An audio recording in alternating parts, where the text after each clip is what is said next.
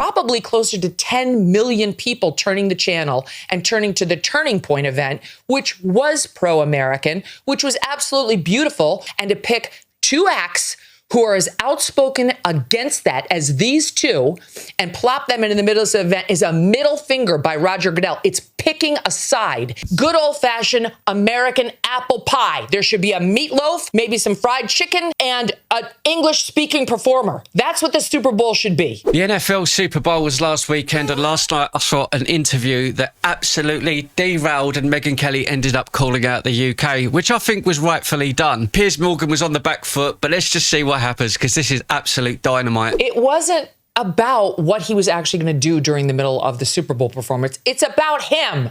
It's about him being chosen as the Super Bowl performer, somebody who's been an outspoken critic, of course, of the Trump administration and of America and our anti-immigrant policies. This is long before the current controversy over ICE.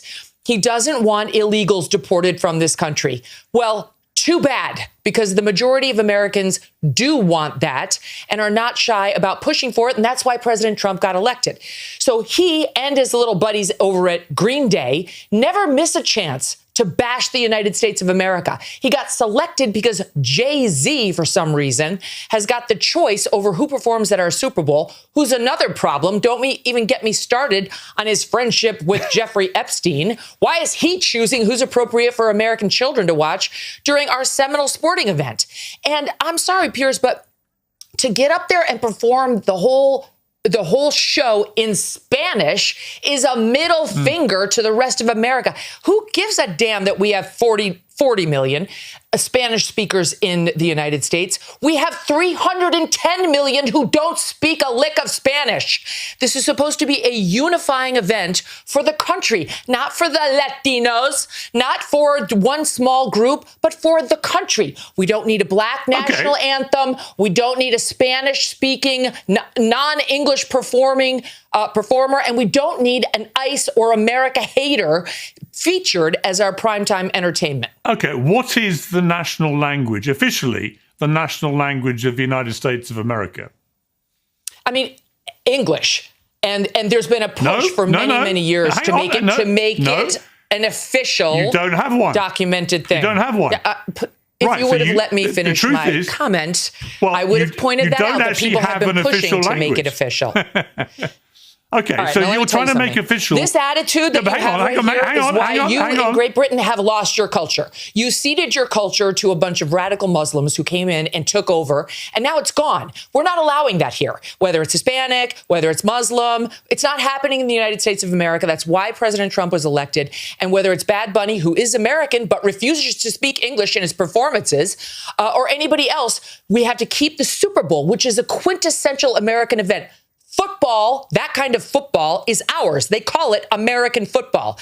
And the halftime show and everything around it needs to stay quintessentially American. Not Spanish, not Muslim, not anything other than good old-fashioned American apple pie. There should be a meatloaf, maybe some fried chicken, and an English-speaking performer. That's what the Super Bowl should be. I actually quite enjoyed seeing Piers Morgan getting some of his own medicine thrown back his way for once, and I thought Megyn Kelly made some good points, because the UK is losing its identity. The USA is changing. We've seen all of the madness that's been going on with the ICE incidents and the murders, and then to have a show and have it non-English is kind of a statement by the Super Bowl team or whoever's behind it. I personally don't think anyone's going to be talking about Bad Bunny in 6 months' time. And I want to add a little conspiracy theory out there, which is completely off topic, but just stay with me and hear this out, because it's been on my mind. So about a year ago, 6 months ago, all of that stuff happened with P. Diddy. Do you remember? Well, Bad Bunny was linked to him being a artist or friend of P. Diddy. Now, you see all of this stuff that's come out with the Epstein files. I know some of you would have seen this video and some of you have not, but there was a video that was circulating online, which I don't know if it was real or if it was faked, but there was a video online of Diddy assaulting Bad Bunny, and it was of an assault kind of way. You know what I mean? Now, it seems rather strange. The Epstein files have come out. Bad Bunny is this person I've never heard of. And then all of a sudden, he is the main person on Super Bowl, which is one of the biggest events on planet Earth. I'm just saying conspiracy theory. There's nothing behind what I'm saying. None of it is true. But I'm just saying it seems a little bit odd that that video came out. And then within 6 months, he's the biggest artist on planet Earth.